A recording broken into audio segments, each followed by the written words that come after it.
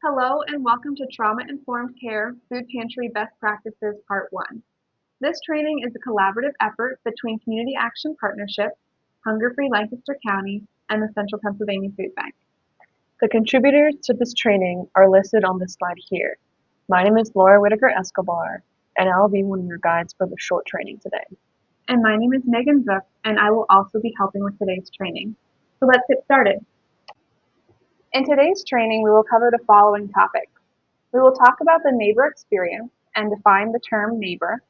We will also cover the food pantry process that doesn't include giving out the food. So we will focus on external things like advertising your services, how neighbors wait, the atmosphere and the flow of your space, some recommended do's and don'ts with neighbor intake, and how to creatively approach language barriers.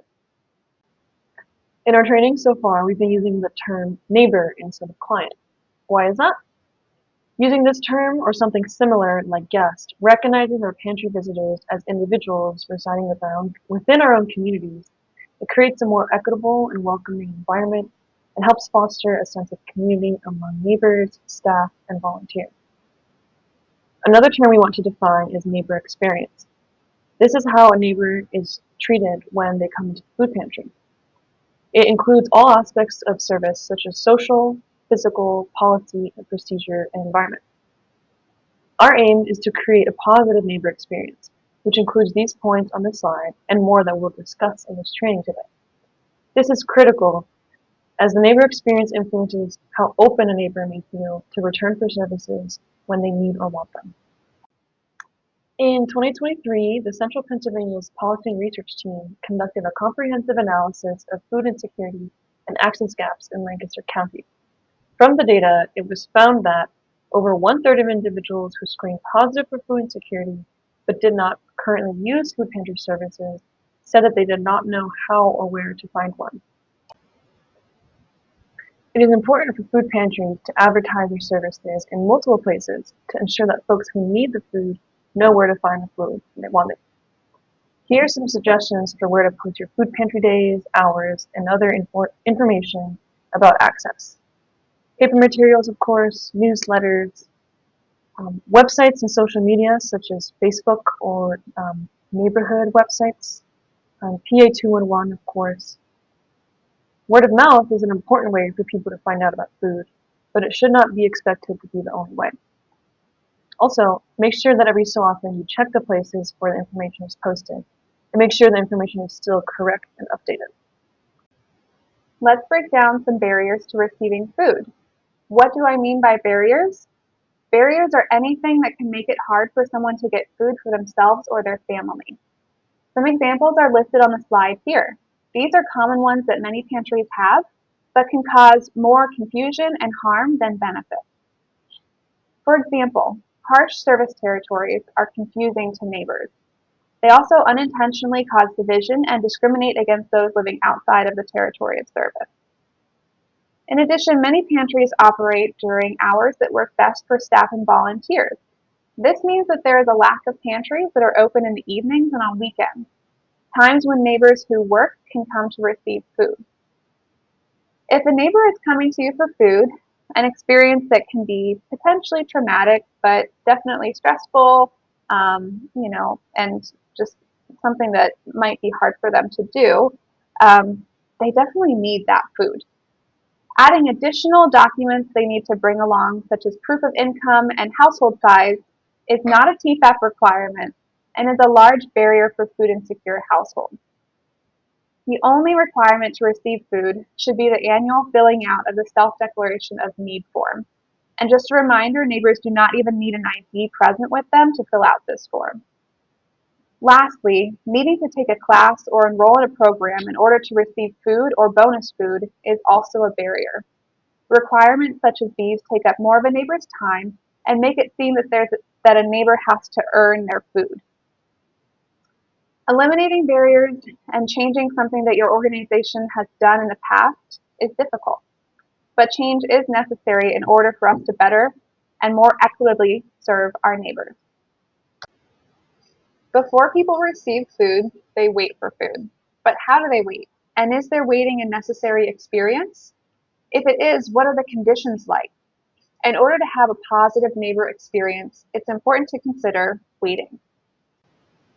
Here are some ideas for how to help neighbors have less of a wait time. Sometimes it may seem like neighbors are waiting by choice, but they may have had an experience at your pantry where they got different or less items than those who were closer to the beginning of the line.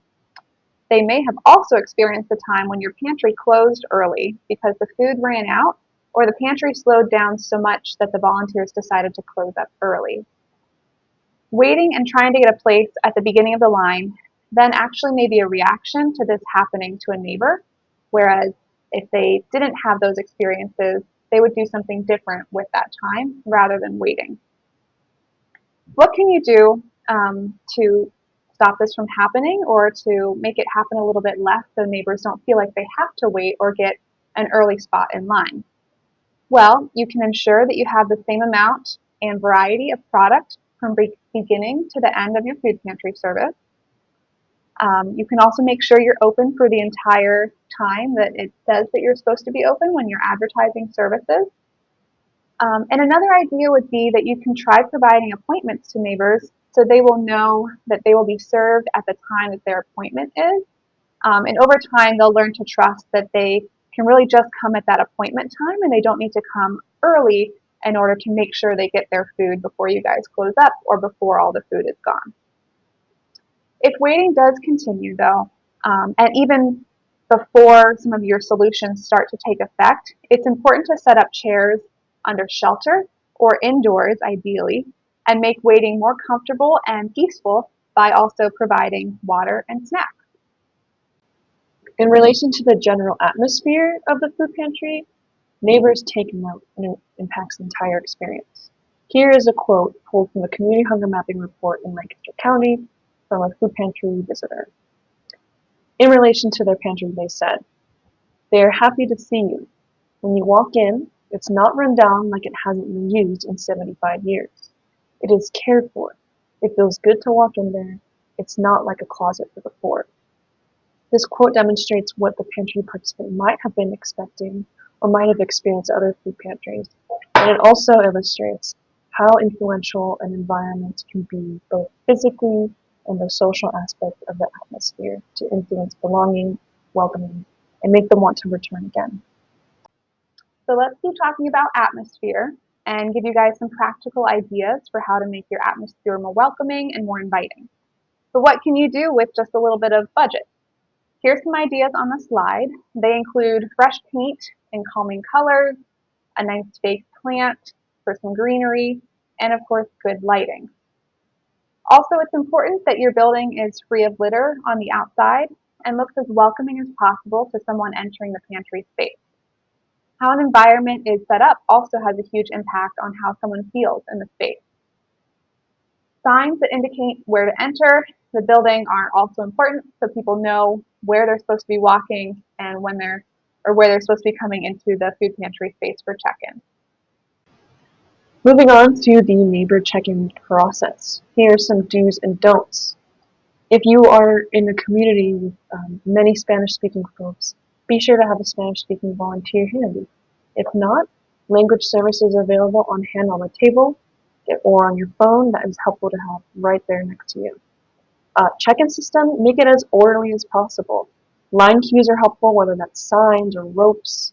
A deli system where folks take a number and they're called in that order as they arrive.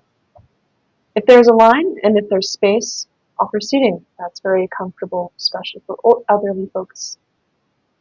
In the check-in area itself, if you can keep it uncluttered and clean, that would help with ease of process for everyone involved. Don't forget to smile and ask the neighbor, "How are you?" They may be there for the first time, and you're the first person that they're seeing at that food pantry. And it's okay to ask for ID as allowed by the TFAT manual. This can help you with getting your name onto the intake system, but it's certainly not required. Finally, give them directions when they do check in. Where should folks go next? Where should they stand or wait if there's another line? Again, it may be their first time, so they'll be really unfamiliar with the procedures. Some things to avoid. Do not forget to greet them and smile. Again, They're seeing you first before they enter the pantry at all.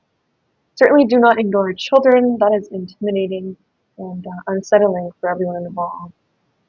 Showing frustration, that can look like raising your voice, frowning, complaining about or to a neighbor, reprimanding a neighbor or their child, and refusing services to anyone who does not have an ID. All of those things strongly, strongly avoid. It's also not allowed by the TIC manual to refuse services to someone because they do not have an ID present. Finally, do not assume the worst in people. This process can be stressful. It can be repetitive if you are a check-in volunteer and on your several dozen check-ins. But for the neighbor, it might be their first time. Do not assume the worst in people and greet them with a smile. Many food pantries serve households who speak languages other than English.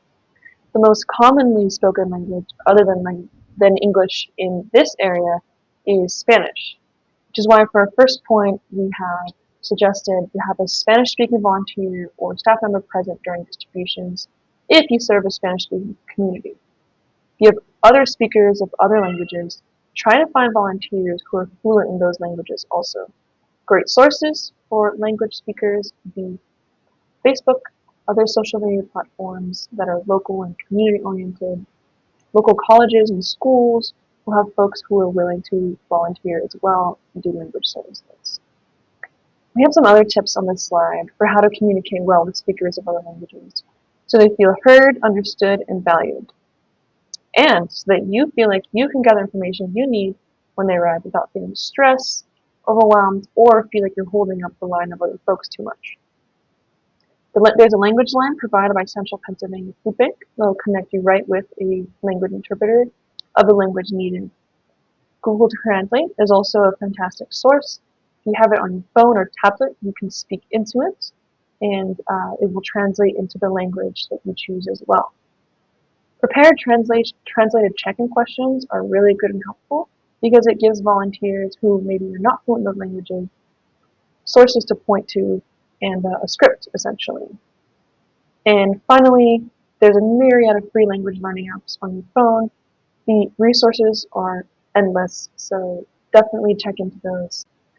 So this is just one example of a tool that one of our pantries created to make their check-in process in through their database go quicker. On the left are questions they ask everyone signing in, and on the right are the questions in Spanish. A volunteer or staff member can find the question they need to know an answer and then to point to that question in Spanish.